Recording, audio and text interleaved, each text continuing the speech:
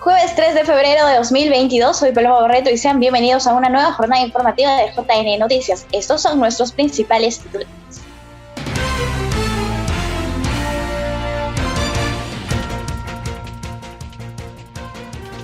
En Formando Cultura Electoral, sepa cuál es la complejidad de un proceso electoral.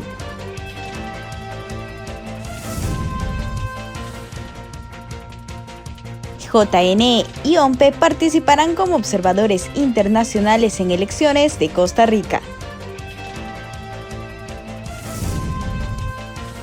Y JNE reiteró el pedido al gobierno regional de Ucayali para acreditar a nuevo gobernador regional.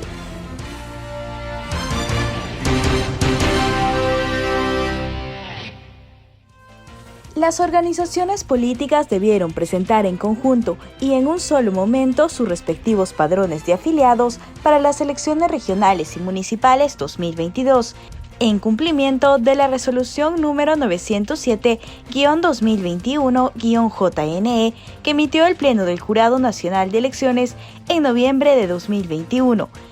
Así lo precisa el colegiado electoral en los fundamentos que sustentan las resoluciones emitidas por este máximo ente electoral en los expedientes vistos en audiencia pública el pasado 26 y 28 de enero de los corrientes, en la que confirma la decisión de la Dirección Nacional del Registro de Organizaciones Políticas de devolver el padrón de afiliados complementario presentado por algunas organizaciones políticas, pronunciamientos que se encuentran publicados en el portal web del JNE Plataforma Electoral.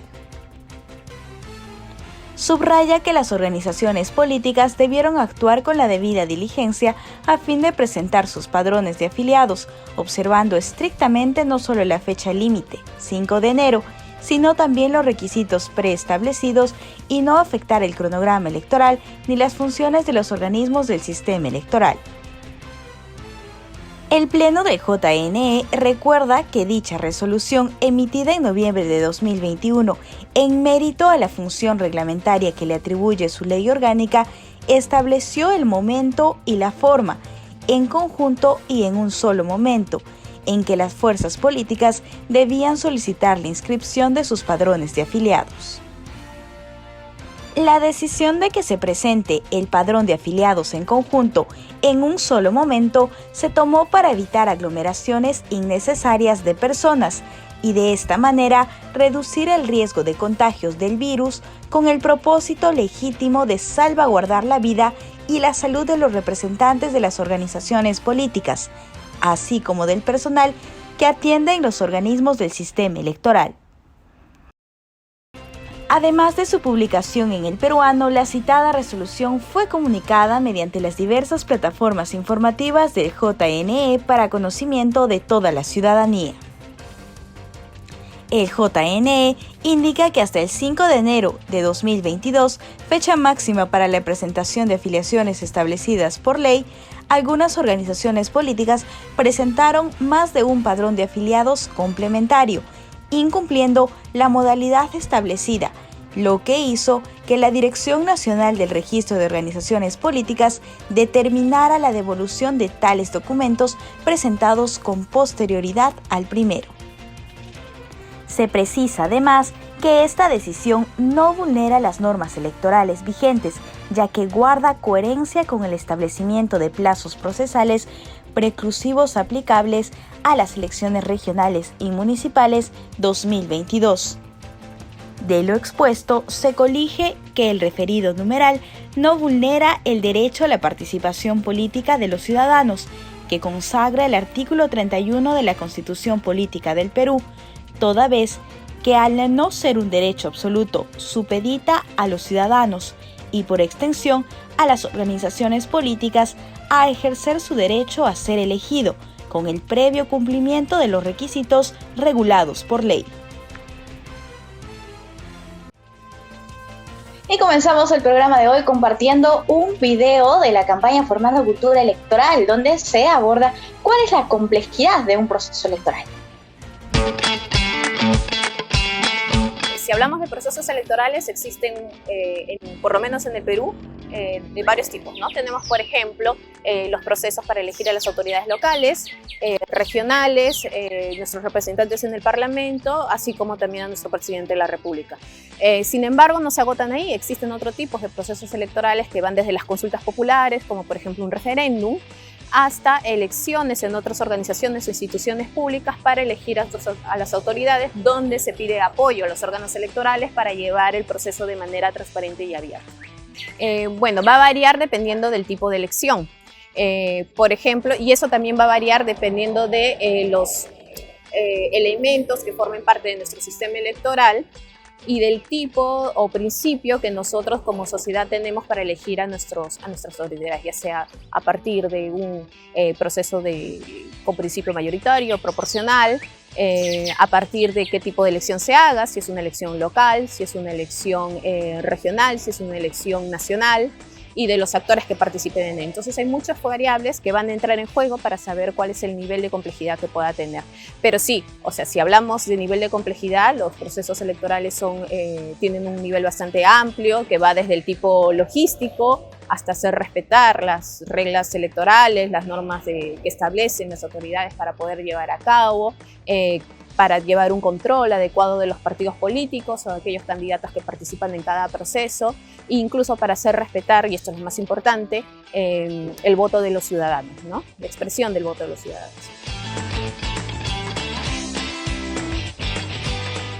Para las elecciones regionales y municipales 2022 se aplicará por primera vez una serie de reglas las cuales deben ser implementadas por los órganos electorales. Los detalles en la siguiente nota. En entrevista para JNTV, la abogada experta en temas electorales Amelia Hernández detalló cuáles son las nuevas normas que se aplicarán en las elecciones subnacionales de este año. Destacó la aplicación de la paridad y alternancia en las listas de candidatos. Y creo que la más importante que podemos resaltar es el tema de la paridad y alternancia, ¿no? Es algo que se va a dar por primera vez en las elecciones regionales y municipales, ¿no? Recordemos que esta norma de paridad y alternancia se aprobó en el año 2020 y se ha aplicado en las elecciones generales, pero para las RM es la primera vez, ¿no? Tenemos paridad horizontal y vertical. Te lo explico brevemente, ¿no? El tema de la paridad vertical es que en la lista de candidatos, verticalmente, 50% de hombres y 50% de mujeres.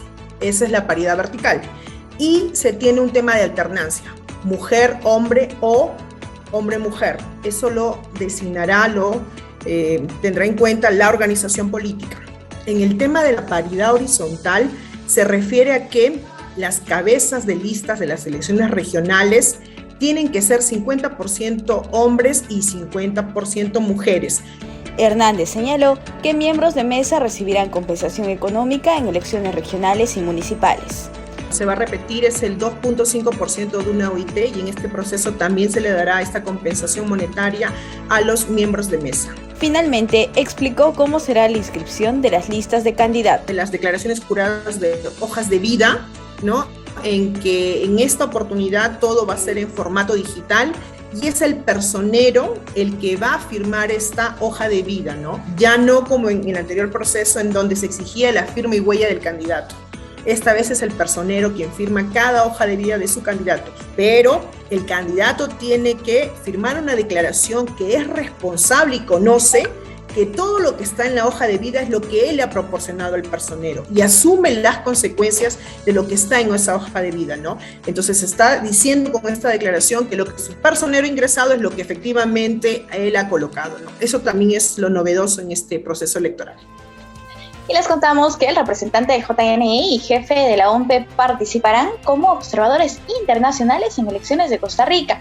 Las autoridades permanecerán en dicho país hasta el 7 de febrero. El director nacional de las oficinas desconcentradas del JNE, Paul Vizcarra, y el jefe de la OMPE, Piero Corbeto, integrarán la misión de observación internacional que velará por la transparencia de las elecciones del 6 de febrero en Costa Rica. Según las resoluciones publicadas en el diario El Peruano, se autoriza el viaje en comisión de servicios de ambas autoridades del 3 al 7 de febrero. Costa Rica llevará a cabo sus elecciones el 6 de febrero para elegir la presidencia y vicepresidencias de la República, así como 57 diputados a la Asamblea Legislativa. En la parte considerativa, la presidencia del Tribunal Supremo Electoral de dicho país refiere que el evento es de interés institucional, el cual permite el intercambio de conocimientos y experiencias útiles y beneficiosas entre ambas instituciones y países, contribuyendo al fortalecimiento del sistema democrático. El Jurado Nacional de Elecciones reiteró un pedido al gobierno regional de Ucayali para acreditar al nuevo gobernador regional Ángel Gutiérrez Rodríguez. Veamos los detalles. El Jurado Nacional de Elecciones reiteró al gobierno regional de Ucayali el cumplimiento a la solicitud de remitir la documentación necesaria para acreditar a Ángel Luis Gutiérrez Rodríguez, actual vicegobernador, para que asuma de manera provisional como gobernador regional de dicha región. Luego de que el segundo juzgado de investigación preparatoria de la Corte Superior de Justicia de Ucayali dictara prisión preventiva en contra de Francisco Antonio Peso Torres, actual gobernador de la región. Ante esta situación, el 14 de enero del presente año, Gutiérrez Rodríguez solicitó al JNE su acreditación provisional como titular del gobierno regional. Entre los documentos que se requiere están el acta de la sesión del Consejo Regional en la que se trató la suspensión del gobernador y el acuerdo del Consejo que formalizó lo resuelto en dicha sesión. El 27 de enero, mediante oficio número 003-2022 GRU-CRCD, Landvar Barán Latorre, consejero delegado de Ucayali, remitió el mismo acuerdo que encargó la función de gobernador a Gutiérrez Rodríguez, pero no envió ninguno de los documentos que se solicitó. Por ello, el 29 de enero se reiteró el requerimiento al consejero delegado para que remita todos los documentos indicados para que el JNE pueda proceder de acuerdo a ley. Y la Oficina Nacional de Procesos Electorales informó que de 228 organizaciones políticas o en proceso de inscripción, 168 presentaron su convocatoria para las elecciones internas. De las 168 organizaciones políticas que informaron a la Oficina Nacional de Procesos Electorales sobre sus elecciones internas, 150 son movimientos regionales, 17 partidos políticos y una alianza electoral. Cabe destacar que existe un total de 228 organizaciones políticas inscritas o en proceso de inscripción para las elecciones regionales y municipales de este año. Asimismo, la OMPE señala que Tacna es el departamento con más organizaciones políticas que cumplieron con la convocatoria de su proceso interno, siendo 12 las agrupaciones políticas. Seguidamente Puno con 11, Arequipa y Loreto con 10 cada uno, entre otros departamentos. Por otro lado, Ica y Lambayeque con 2 tienen el menor número de organizaciones políticas que presentaron la información solicitada por la OMPE. Cabe destacar que las organizaciones políticas deberán realizar sus elecciones internas en mayo próximo, para así elegir a sus representantes para los comicios regionales y municipales. La coordinadora del programa Voto Informado, Mónica Mauricio, señaló que el Jurado Nacional de Elecciones alista talleres para orientar a las organizaciones políticas sobre los comicios internos en mayo próximo. Con miras a las elecciones internas de las organizaciones políticas, Mónica Mauricio, coordinadora del programa Voto Informado del Jurado Nacional de Elecciones, recordó la labor que tuvo el JNE en los comicios internos pasados y su importancia. El Jurado Nacional de Elecciones, como bien mencionas, siempre ha tenido una participación bastante activa durante los procesos electorales en la organización, básicamente la inscripción, ¿no? El proceso jurisdiccional, fiscalización, además de la parte educativa, una función medular que tiene el Jurado Nacional de Elecciones. Durante esta función o esta gran función que tiene el jurado, realizó varios, seguimiento a través de encuestas, información importante que pueda servirle al Jurado Nacional de Elecciones para la toma de decisiones. En esa medida, se llevaron a cabo perfiles del elector y justamente a través de diagnósticos y documentos que justamente ayudaron a perfilar o nos ayudaron un poco a conocer qué es lo que estaba detrás de las organizaciones políticas. De igual forma, destacó que el JNE está impulsando talleres dirigidos a las organizaciones políticas con la finalidad de orientarlos para su proceso electoral interno. El Jurado Nacional de Elecciones viene realizando todos los mecanismos, está cumpliendo con reglamentar lo que será estas elecciones regionales y municipales, está cumpliendo con las fechas, asimismo está buscando y viene realizando en realidad de manera activa diferentes charlas, talleres, justamente dirigido a la ciudadanía, ¿no? Para un poco contar cómo va a llevarse a cabo este proceso electoral y en ese camino o en esa línea la Dirección Nacional de Educación viene trabajando un ciclo de talleres dirigido a las organizaciones políticas para justamente contarles cuáles son las novedades de los reglamentos, las nuevas normativas que justamente va a regir este proceso electoral, de tal forma que puedan conocer las novedades, pero al mismo tiempo también puedan saber cómo aplicarlas, ¿no? Entonces ello se viene trabajando ya. En el mes de marzo iniciamos este ciclo de talleres y esperamos que ello pueda ayudar a contribuir a que los procesos tanto de elección interna y posteriormente la elección de inscripción pueda llevarse a cabo de la mejor manera posible y por supuesto que ello también repercuta positivamente en la carga procesal que el Jurado Nacional de Elecciones también tiene que llevar.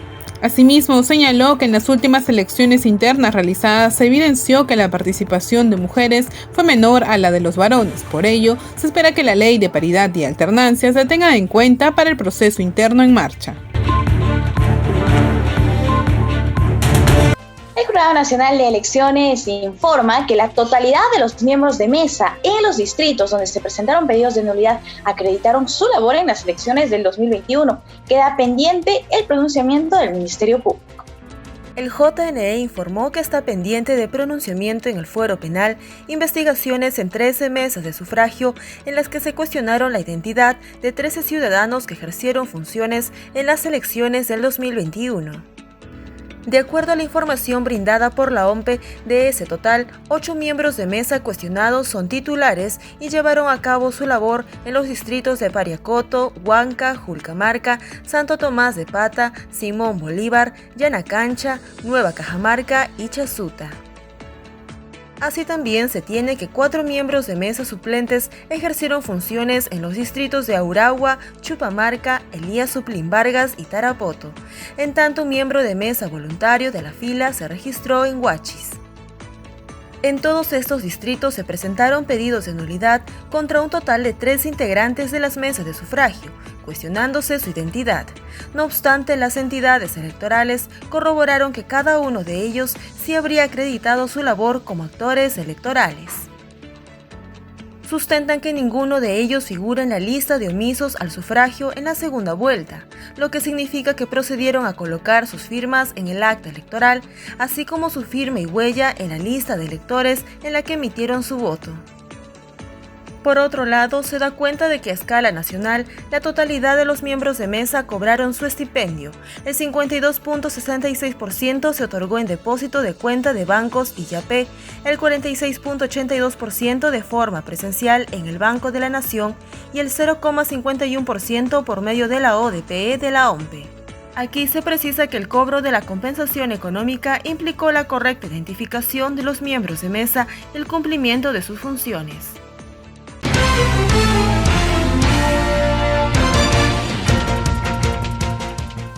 Amigos, tenemos una entrevista. Hablaremos sobre la audiencia y resoluciones de las apelaciones relacionadas a la solicitud de inscripciones de padrones de afiliados. Hoy nos encontramos con el abogado de la Secretaría General del Jurado Nacional de Elecciones. Se trata del doctor Alonso Encarnación Ramírez. Doctor, ¿cómo está? Muy buenos días, bienvenido.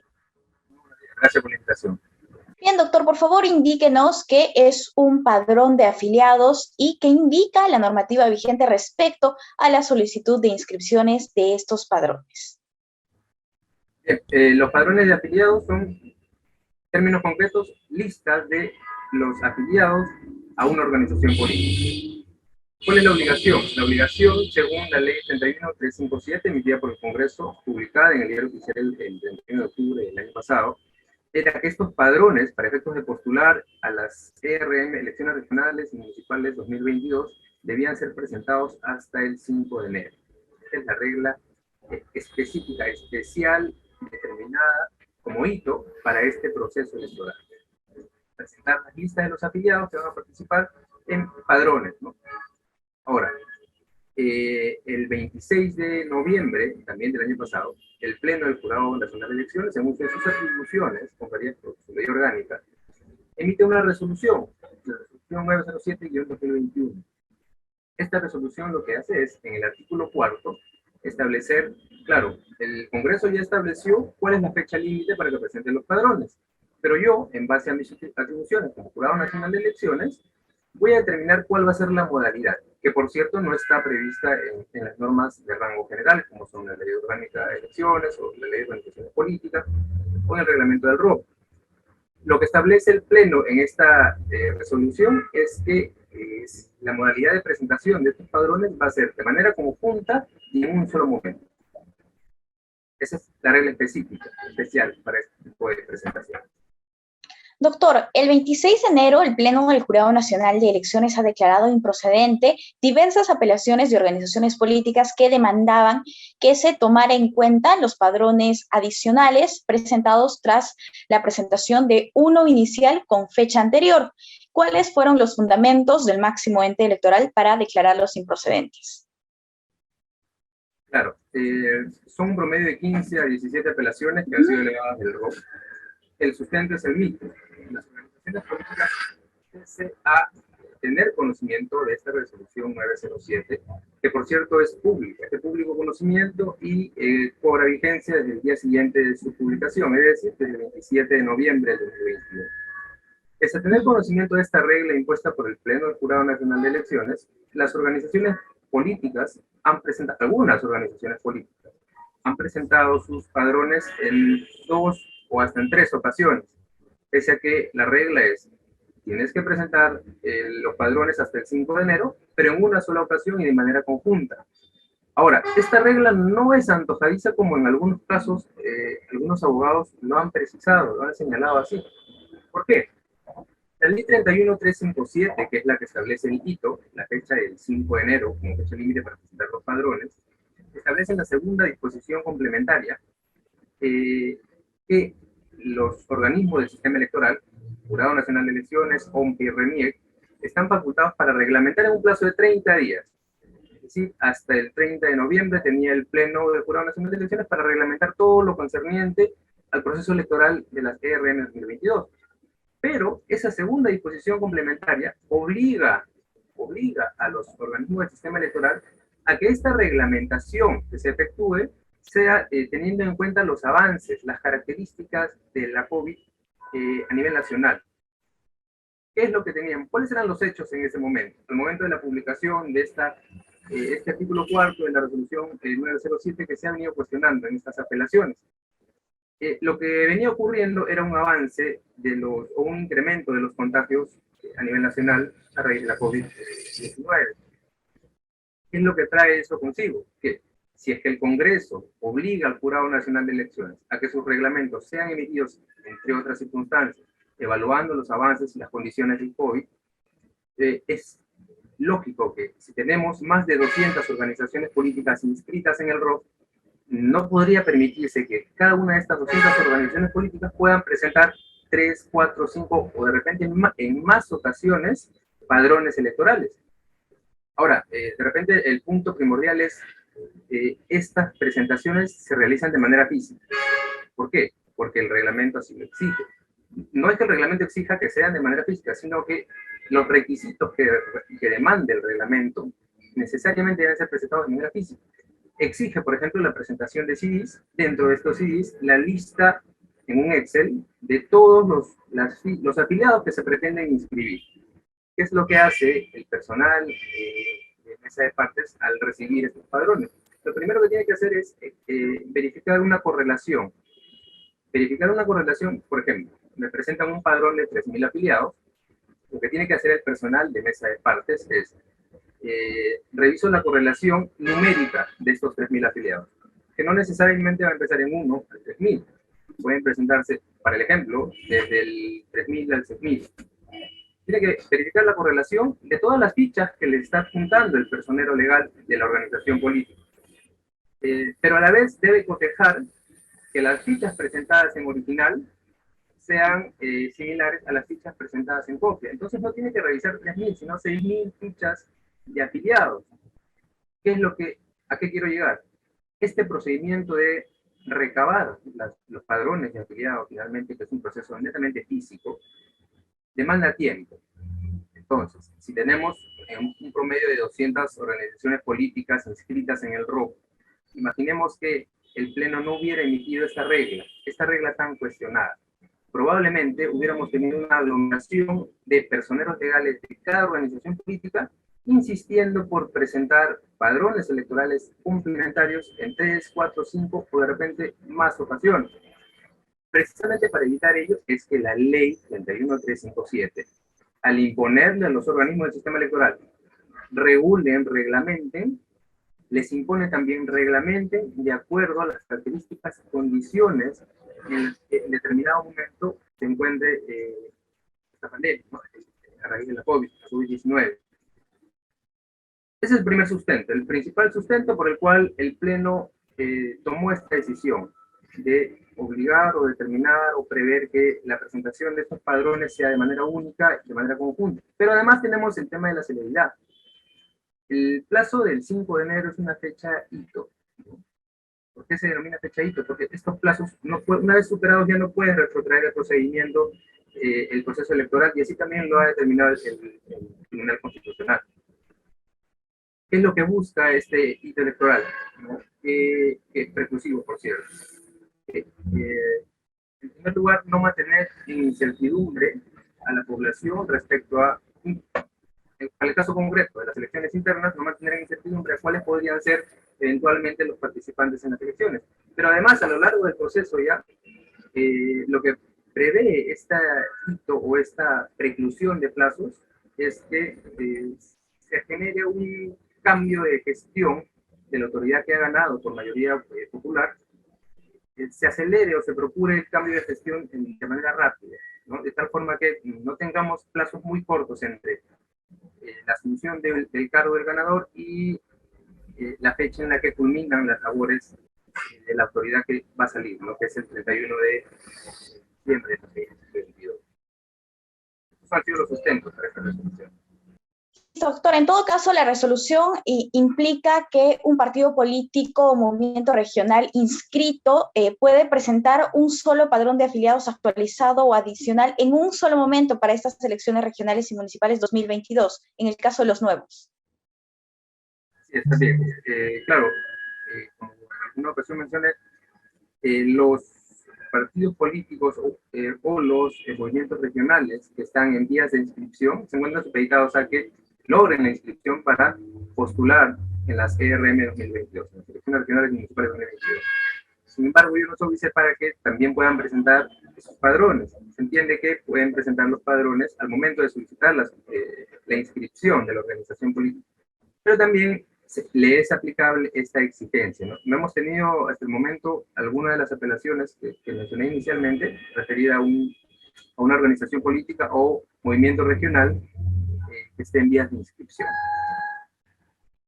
Doctor, ¿existen otras apelaciones en este sentido pendientes en el Pleno? Sí, hasta el momento tenemos 3 apelaciones pendientes, pero están supeditadas, para efectos de llevar a cabo la audiencia, están supeditadas al cumplimiento de requisitos formales por parte de los apelantes, ¿no? Como son el requisito de acreditar la habilitación del abogado que suscribe el recurso de apelación. Listo. Respecto a este padrón de afiliados, ¿cuáles son los procedimientos, los siguientes hitos que tiene que seguir? El primer hito era el 5 de enero, era el más importante porque estaba a cargo de las organizaciones políticas. Si las organizaciones políticas no presentaban los padrones a tiempo, definitivamente transcurre el hito y no hay forma de retroceder. Si se presentó algún padrón el 6 de enero, este era improcedente, o al menos para efectos de postular a las elecciones municipales no debía ser considerado. Ahora, el siguiente hito fue el 24 de enero. El 24 de enero era un hito a cargo de la administración, en este caso del ROP, el Registro de Organizaciones Políticas. Era la fecha límite para que derive todos los padrones presentados por las organizaciones políticas a la RENIEC. La RENIEC hace una verificación automática y semiautomática de las firmas. Es un cotejo muy técnico que realiza la RENIEC respecto a las firmas de cada uno de los afiliados y de las fichas. Por ello es que en la mesa de parte del Jurado Nacional de Elecciones se tiene que revisar al menos que la lista Excel que me presentan en el CD, los padrones, ¿no? La lista de los afiliados concuerde con las fichas que me están adjuntando. Si son 3.000, tienen que concordar con las 3.000 fichas que me están adjuntando, para que luego todas estas sean remitidas a la RENIEC y esta proceda con la evaluación automática y sueldo automático.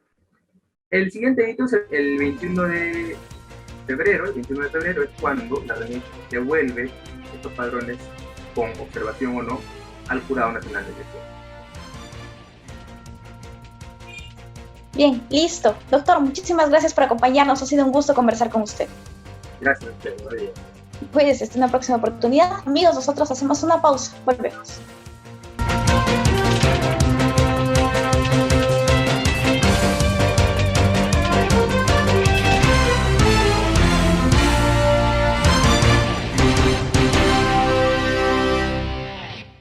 Estamos de vuelta y queremos recordarles que si viven en la región Arequipa pueden ver el noticiero JN Noticias por la señal del canal TV Mundo, de lunes a viernes a las 8 de la noche y su repetición a las 11 de la noche por los canales 38.1 señal digital y por el canal 20 de Cable Más. TV Mundo también retransmite el noticiero de fin de semana del ente electoral JN Regional todos los sábados y domingos a las 12 del mediodía.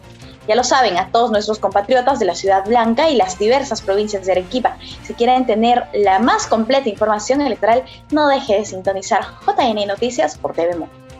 Ahora les contamos que para todo el 2022 el RENIEC autorizó la gratuidad de 165.000 procedimientos en el Registro Único de Identificación de las Personas Naturales y la consecuente expedición del DNI, ello por primera vez a los menores y mayores de edad que habiten en todos los distritos del Perú.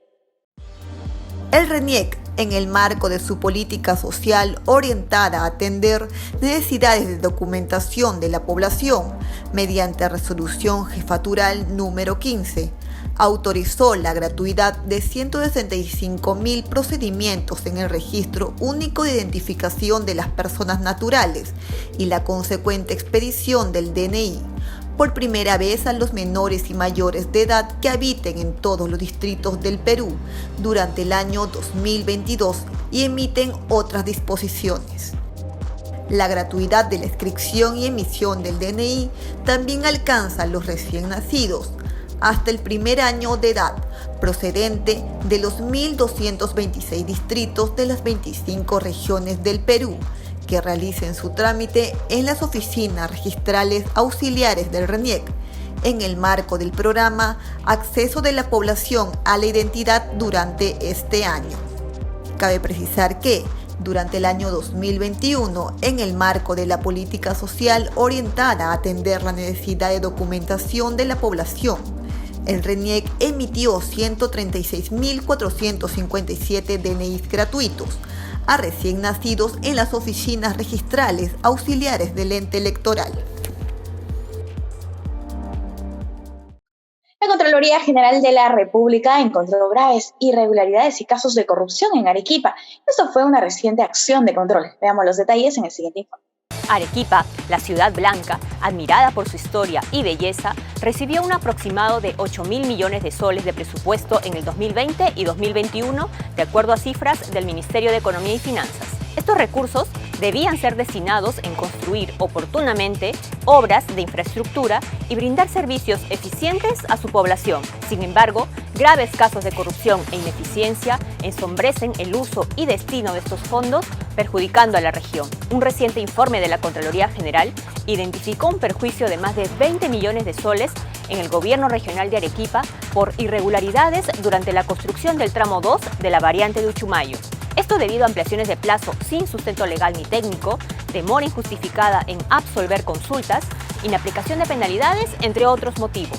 Esta importante obra consiste en mejorar la carretera variante de Uchumayo entre el puente San Isidro y la vía de evitamiento. Para ello, el gobierno regional de Arequipa destinó más de 119 millones de soles en el 2017. Sin embargo, la obra, que debía concluir en agosto del 2018, recién finalizó en agosto del 2019 y terminó costando más de 130 millones de soles. A este caso se suma lo detectado por la Contraloría en la Municipalidad Distrital de Majes, en la provincia arequipeña de Caylloma, más de 12 millones de perjuicio económico por presuntas irregularidades durante la construcción del Centro Recreativo y Deportivo El Pedregal. En el informe de auditoría Se detalla que se otorgó la buena pro para la elaboración de expediente técnico a un postor que cumplía los requerimientos técnicos mínimos. Se suscribió el contrato de forma extemporánea y con la documentación incompleta. Se otorgó la conformidad al expediente técnico incumpliendo los términos de referencia y no se aplicaron penalidades. Además, las serias deficiencias en la infraestructura del recinto han ocasionado que este complejo recreativo no pueda ser utilizado por la población. Estos dos informes son solo algunos de los resultados de la labor de la Contraloría durante el 2021, donde el perjuicio económico identificado en los servicios de control posterior supera los 80 millones de soles. Este resultado es un sabor agridulce, porque si bien es un éxito de la labor de la Contraloría, es penoso comprobar que los recursos públicos no son bien utilizados y se pierden por actos de corrupción en conducta funcional. Y el Ministerio de Salud nos reporta a continuación las noticias más importantes de su sector en su micro informativo nacional.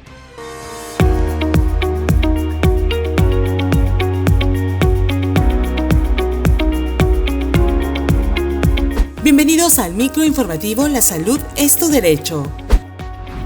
El Ministerio de Salud llegó a la comunidad nativa Caballococha, provincia de Mariscal Ramón Castilla, en la región Loreto, para vacunar a niñas y niños de 5 a 11 años.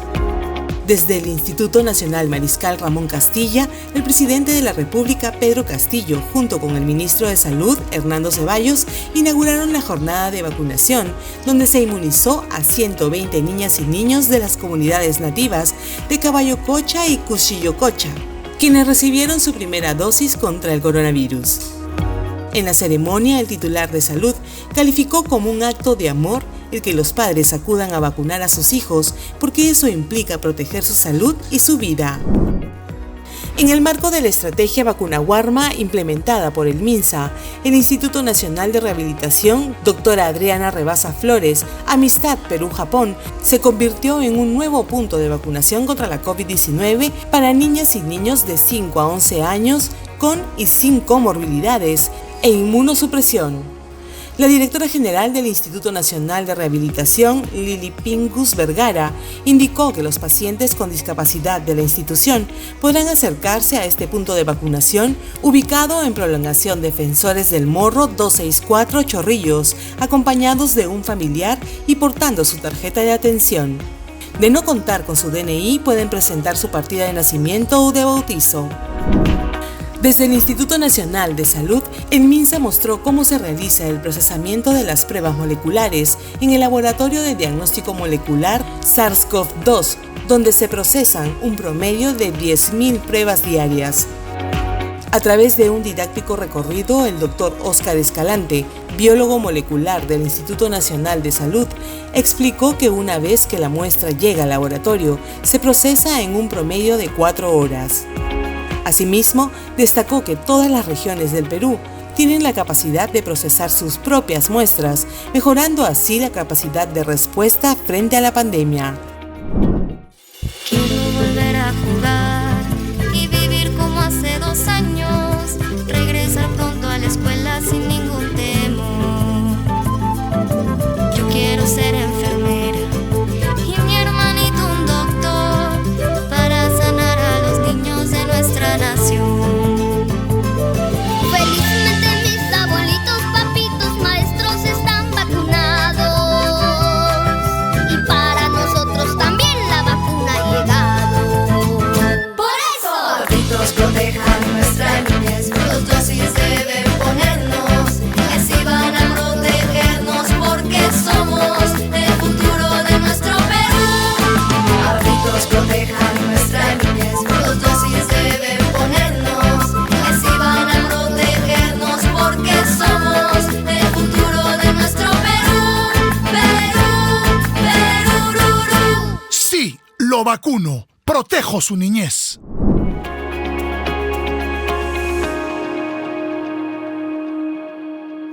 Siempre con el pueblo. Gobierno del Perú.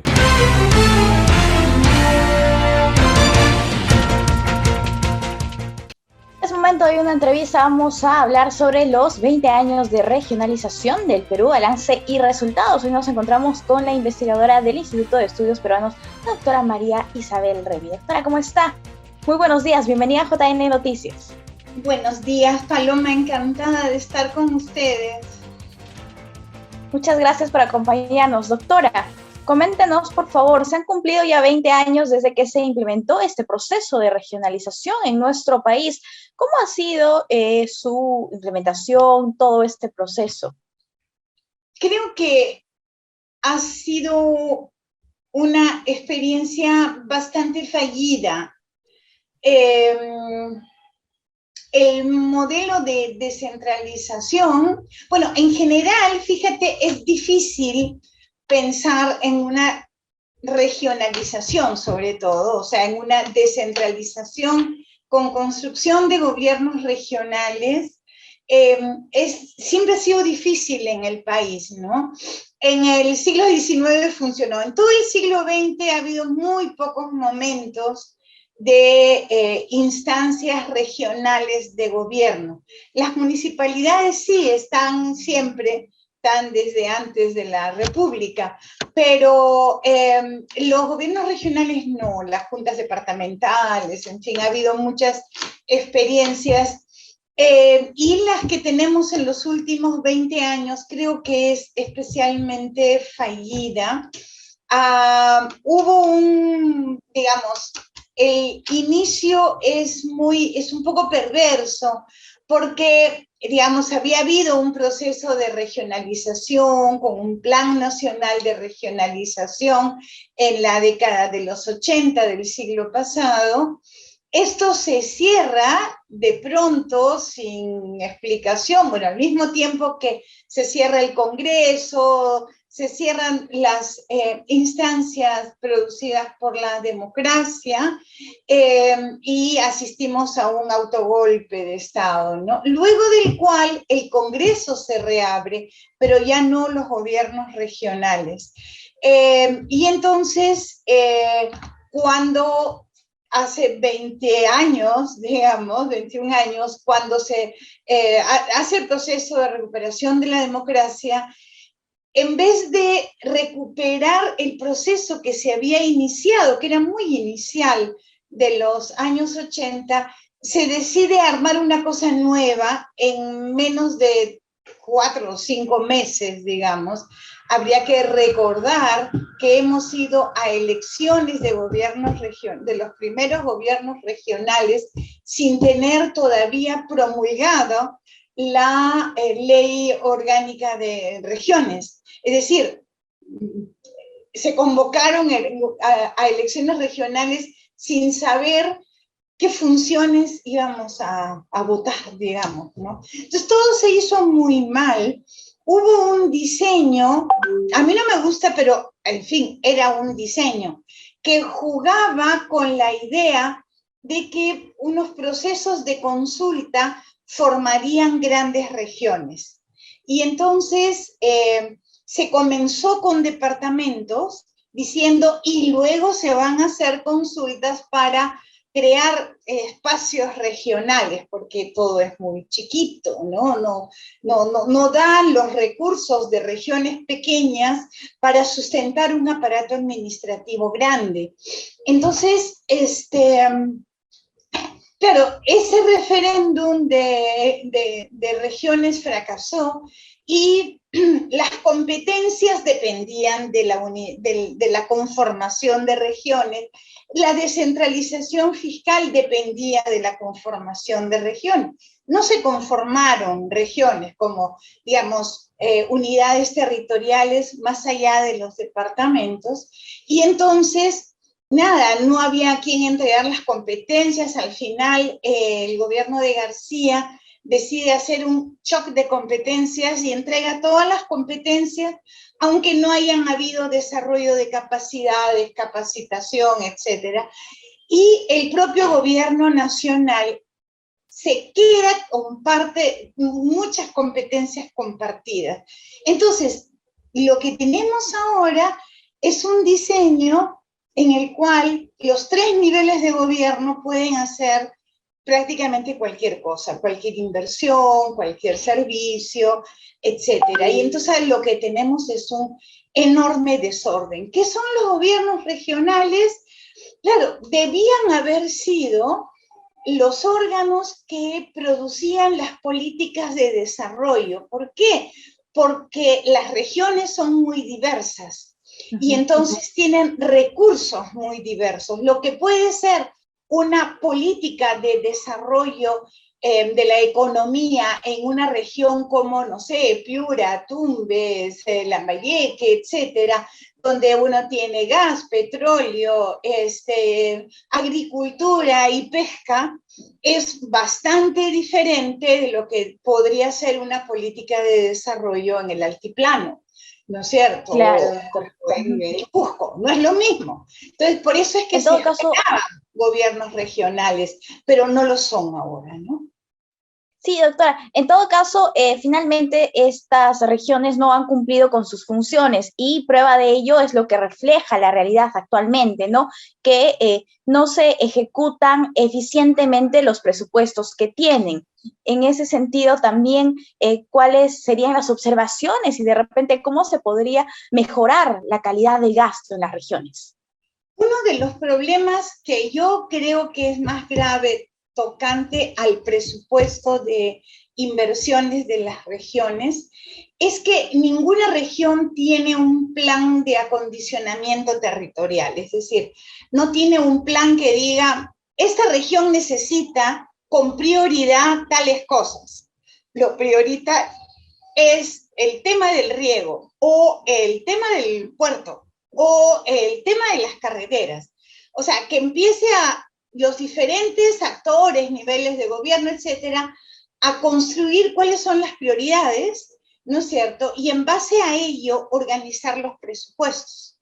Ahora te ponen 120 proyectos, de hecho, el Invierte PE no terminó siendo un buen sistema. El SNIP no lo era y el Invierte PE tampoco un buen sistema de planificación, ni el presupuesto multianual de inversiones resulta un buen instrumento de planeamiento, porque lo pueden cambiar todo. Entonces un alcalde consigue que el Ministerio de Transporte le apruebe un proyecto de la carretera tal y lo pone en el Invierte PE y aparece como inversión, aunque la carretera tal no necesariamente está conectada a algún eje estratégico ni nada. Entonces, es un desorden la inversión y por eso es que es muy arbitrario lo que se hace. Entonces, es cierto que seguimos que si han ejecutado el 60 o el 80%, pero lo importante es saber si se ejecuta con calidad, es decir, si la ejecución va a resolver efectivamente problemas estratégicos. Los gobiernos regionales eran el espacio de la intersectorialidad, es decir, que tuvieras en consideración la agricultura, la pesca, la minería, etcétera, de una región y en base a ello planificar su desarrollo. Eso no funciona en absoluto, es absolutamente sectorializado, cada sector ve lo suyo, cada sector negocia con Lima, con el MEF, con alguien, cuál va a ser su programa de inversiones, lo mete a Invierte PE, y con la gracia de Dios puede invertir, y si no invierte, bueno, no. Entonces, ¿qué son los gobiernos regionales? Son unas enormes planillas, porque lo que hizo el gobierno, digamos, de hecho, desde el gobierno de Fujimori, fue entregar la planilla de maestros y de médicos, etcétera, de personal a los gobiernos regionales, no la política, sino la planilla, ¿no es cierto? Entonces, bueno, pagan, ¿no? Son además unas instancias de tienen plata para hacer inversiones que no tienen ninguna prioridad, ¿no es cierto? Y entonces nadie está contento con eso. Sí. Y es un foco de corrupción. Sí, lamentablemente, claro, y se tienen Y se tienen cifras alarmantes desde el Ministerio Público que indican que 18 gobernadores se encuentran actualmente investigados, detenidos o acusados por delitos de colusión, peculado, cohecho o corrupción. Esto es realmente increíble. Doctora, brevemente, por favor, para finalizar, ¿desde qué nivel se debe impulsar un cambio, una reforma de repente para que esta situación cambie? Porque no podemos continuar así. Mira, hay varias medidas, más bien administrativas, que no necesitan o sea, un cambio de ley a través del Congreso sería complicadísimo. Habría que hacerlo, pero más adelante, entre tanto, se pueden hacer un montón de cosas. Se puede normar, por ejemplo, la elaboración de planes de acondicionamiento territorial con un conjunto de prioridades y que el sector, el Ministerio de Economía y Finanzas y los sectores respeten las prioridades regionales. De esto hay experiencias. Por ejemplo, en Tacna hubo durante bastante tiempo, funcionó un nivel de coordinación de entidades de sociedad civil y de Estado vinculadas a la salud que priorizaban las inversiones en la región. Entonces, si un alcalde quería meter su posta por otro lado, no le hacían caso. Transportes ha tenido los institutos viales provinciales, pero ya nada de eso se está respetando, ¿no? Entonces, hay una discrecionalidad, hay que romper la discrecionalidad y es una ruptura que se puede hacer desde la administración. Y otra cosa que dependerá de la PCM, ojalá que el señor Valer tenga una buena política en relación a la descentralización, porque sí podría avanzarse lo que se inició hace poco tiempo, que eran unos modelos de provisión de servicios en los cuales decían, bueno, si usted va a recibir el servicio de asistencia técnica, se lo va a dar este nivel de gobierno que va a coordinar así, así, así, y va a tener este financiamiento. Usted va a recibir un servicio X, ¿no es cierto? Entonces, ir ordenando los servicios en función de lo que necesitan los ciudadanos y organizar quién es el nivel pertinente y con qué financiamiento.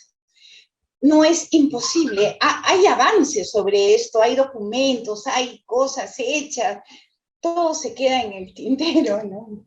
Ojalá que avance, ¿no? Se podría. Sí, bien, doctora, un trabajo coordinado en todo caso es lo que se necesita. Muchísimas gracias por acompañarnos aquí en JN Noticias, ha sido un gusto conversar con usted. Muchas gracias, hasta pronto. Cuídese, hasta una próxima oportunidad, nosotros hacemos una pausa, volvemos.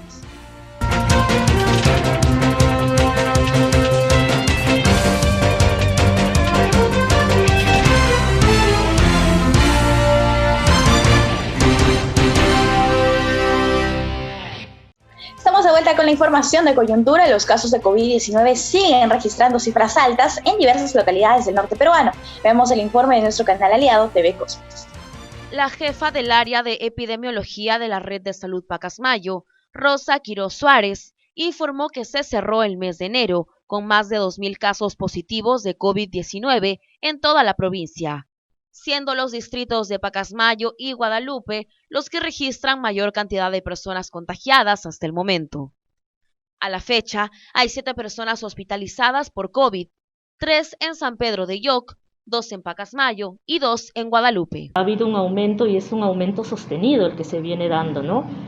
Para cerrar el mes de enero vamos con más de 2.000 casos diagnosticados. ¿Solo en el mes de enero? Solamente en el mes de enero del 2022. Todos están con sus dosis completas. Se están infectando, pero están siendo casos leves, ¿no? Y la letalidad, por supuesto, está siendo muy baja en estas personas. Al día de hoy tenemos 7 pacientes hospitalizados. ¿En toda la red?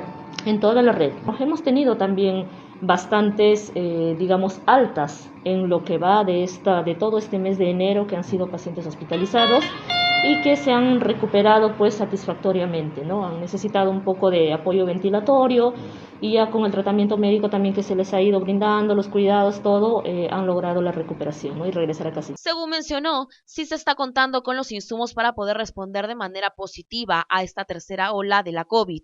No obstante, se ha registrado 2 personas fallecidas en el mes de enero, quienes al parecer no contaban con ninguna dosis. Y ahora la Agencia de Noticias Andina nos informa sobre las noticias en las regiones del país. Veamos.